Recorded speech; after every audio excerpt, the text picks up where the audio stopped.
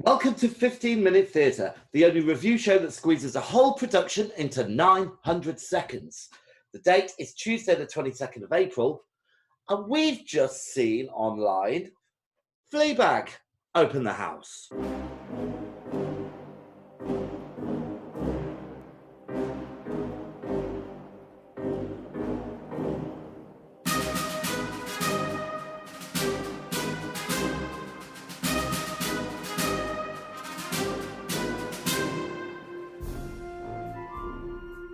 Hello, Victoria. Hola, James. How you doing? Yeah, I'm all right, thanks. Holding up. Day 374 of lockdown. You're living in the Big Brother house. It is a little bit like that, isn't it? Yeah, only there's less people in my house. There are nice people in your house, or not nice people? Less people, I said. Less people. Oh, okay. But they're, the people that are here are very nice. Well, that's nice to hear. All right, so we've just seen Fleabag, haven't we? We have indeed. So I told you a little bit about it, give you a bit of information. I'd love that, thanks. It was written by Phoebe Waller-Bridge, directed by Vicky Jones and Toby Grecksmith. And it was more or less a one-woman show. It was just Phoebe Waller-Bridge on stage. And it was at the Soho Theatre in 2019. And this is one of the many plays that are out there online at the moment, and in support of the NHS, which can only be a good thing, don't you reckon, Vicky? Yeah. Though I was talking to somebody about this the other day, and I gave some money to the Captain Tom Moore, which is his story has moved me greatly. You've seen that, where he's raised like £30 million for the NHS. And I think it's wonderful everyone's doing it, but also slightly political. If the NHS had been properly funded over the years, perhaps we wouldn't need to be raising all this money for it. Absolutely, it's a bit of an embarrassment. Yes. Anyway, let's carry on. Do you think the Colonel was there, a couple of days later reading his paper after, getting all these applause and gratifications in, and then he read the news that his rival, that elderly lady, was climbing up and down stairs in her care home, the same height as Everest or something? I've not seen this one. Yeah. I'll look her up. Yeah, that our senior citizens are showing us up, I think, Vicky. I think maybe we should do something. I don't think if I did 100 laps of my garden, it would not be impressive. I don't think anyone would pay any money. I thought you were going to say, I'm not sure if you make it. Anyway, do you want to tell us a little bit? Tell us a synopsis, please.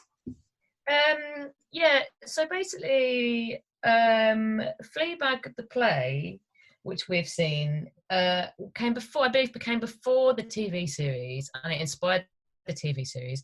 So it's based around, it's the central character who, she basically just sort of keeps cocking things up in her life, doesn't she? And it's her story of what's going on with her work, and her friends died, and her boyfriend's left her, and everything just seems to be falling apart. And it's the main character, whose name we never find out. We just call her Fleabag. And it's basically it's her just having a bit of a crisis and dealing with it in a sort of very funny way. Yeah, it's basically Miranda on Smack, isn't it? Yeah, I don't like Miranda, and I do like Fleabag. So I love Miranda. It's like a hardcore version, but no, I love Miranda. It's quite heartwarming. All right, so what did you think? I feel it would have been better to see it before I'd seen the TV series. Yeah. Because I felt like she didn't really warm into the character initially. I felt like it took a little time for her to become the character that I recognised from the series. Yes. I want to start with the positives. I mean, this is like the fourth or fifth one we've seen online, isn't it?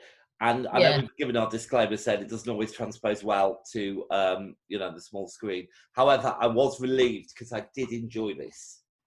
Yeah, I really enjoyed it, but I felt like it just took me a little time to warm to it. Yeah. just because it wasn't, it was just her essentially one long monologue, wasn't it? And it was, I'm used to sort of seeing it in the series with the other characters, and obviously I have those characters in my head, and it just took me a little while to sort of accept that it wasn't a TV series. Yeah. But I thought she was great. Yeah, I mean, I really liked her performance. I did find her voice a little bit monosyllabic, a little bit sometimes. Just kind of the pitch of it was a little bit annoying after a while. But in fairness, she was there on her own on stage for what, an hour and 20 minutes. Yeah. And you know, is that the third person we've seen? She goes into our Hall of Fame by being a one-woman man show. Yeah, and she was very engaging.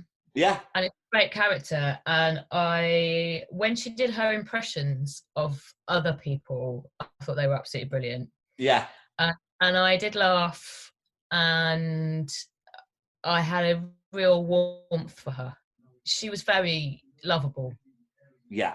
And also, wow, what a talent. I mean, she's an incredibly good writer. Obviously, she's written this. She wrote Killing Eve, and I think she's busy, or well, she's just finished writing the new James Bond film, hasn't she? I think. Yeah, I think she's incredible, and highly deserved all her plaudits. Yeah, really like her. Yeah, me too. Okay, so staging is quite basic, wasn't it? Minimal really set, minimal stage. Essentially, for most of the time, it was her sat on a stool and no set. The only thing was there were sound effects played sort of off stage and voices played off stage. But other than that, it was just her, solidly her. No like lighting effects, nothing.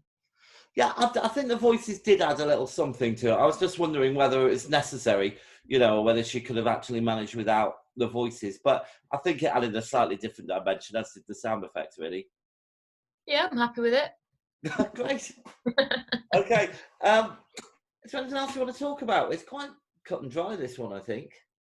Yeah, it's one thing, isn't it? It's just her on a stool basically talking. And if you love the character Fleabag and you love the show, I think you'll really enjoy it. Well, and I think even if you hadn't watched it, you'd really enjoy it. You know what? I think you'd enjoy it even more if you hadn't seen the TV series, because maybe.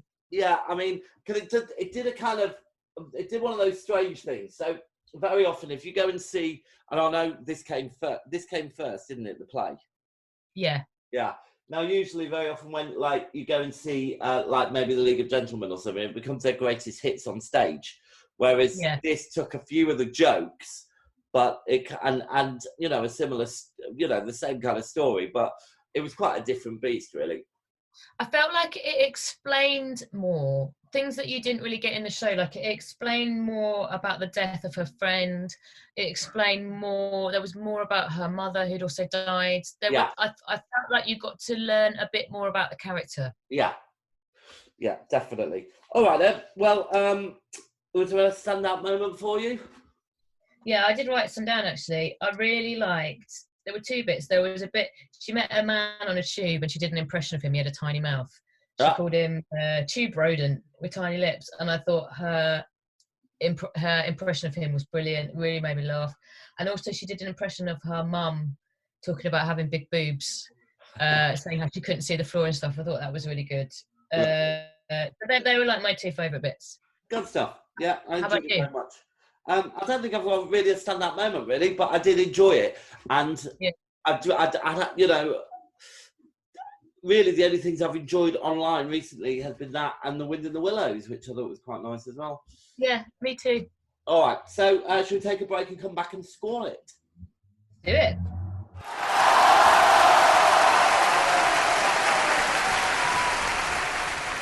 All right, so before we dive into the scores, it's our new feature, Filling the Void.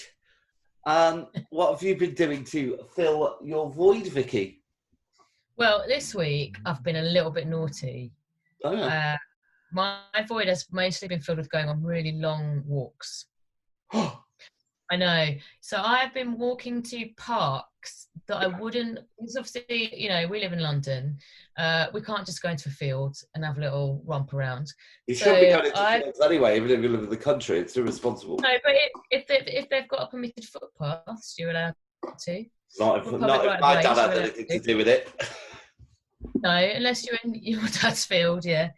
So I've been walking to parks that are a bit further away than I would normally go to. Yeah. So I have, done like a few really long walks. Lovely. That's my thing I've been doing this week. What have you been up to? Well, I'm trying to. I've made a little chart for myself, an achievement chart. I'm trying to do things every day. You're giving it stars.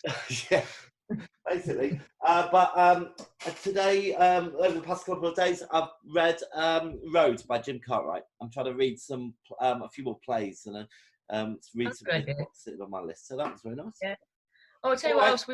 We've watched a short series on Netflix. We watched Unorthodox, about a woman, based on a real life story of a woman escaping a Hasidic Jew community. Oh wow, Unorthodox, did you say? Unorthodox, yeah. It's quite short. What was that on?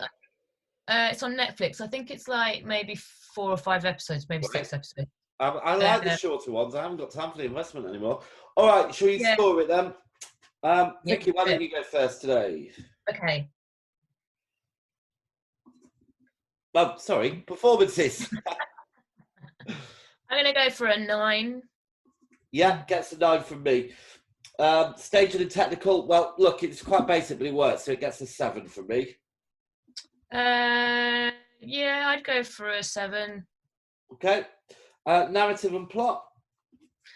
I'd go for an 8. Okay, it gets a 9 from me.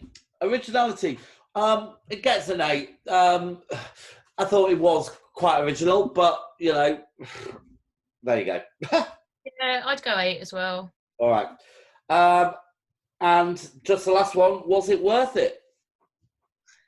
I mean, I'm still struggling with the fact that it makes such a difference being in the room. Yeah. When it happens. So I'm going to go for a 7. Okay, and I've given it an 8. But there we go. All right, I'm just going to add these scores up, and by the miracle of editing, we'll be back in a second.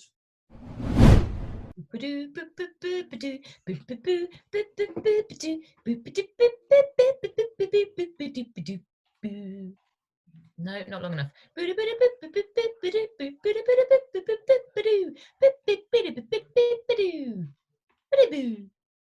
No.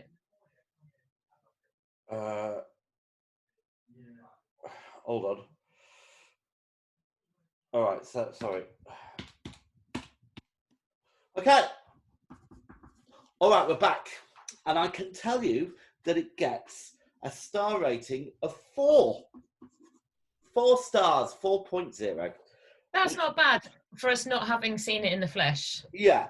And it puts it, once again, it's always going under the process and Sandy Toxic, but only by 0.1. But I think it is purely because I think if we'd have been there and we'd have watched it, we'd have. Well, of course, so we have to take that into account. But you know, I mean, obviously, I think if people are listening to this podcast, they're obviously theatre lovers. But the one advantage of this epidemic is there is so much theatre out there that so if you didn't get to see some things, it's not quite the same. But you know, go and soak this stuff up because it's everywhere. Yeah. Which brings me on to what we're going to be watching next. Okay. It's your choice, isn't it? My choice. And what are the options? Well, there's quite a few. I'm not going to go through them all because I think I've just decided. Okay. I think I want something that I think will make you smile and me smile. We'll all smile, but it's not a comedy. We are going to be watching Miss Saigon.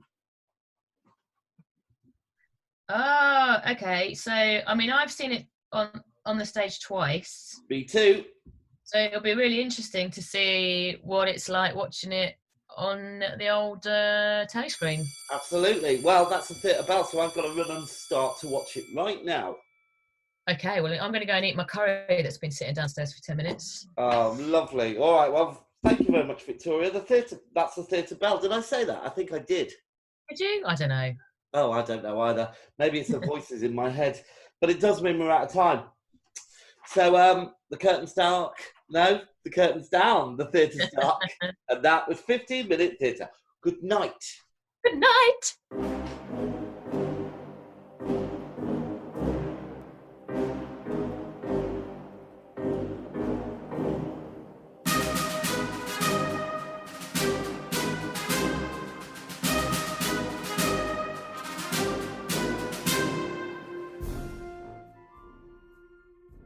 If you're brave enough to have your theatre production reviewed, please contact us at 15minutetheatre@gmail.com.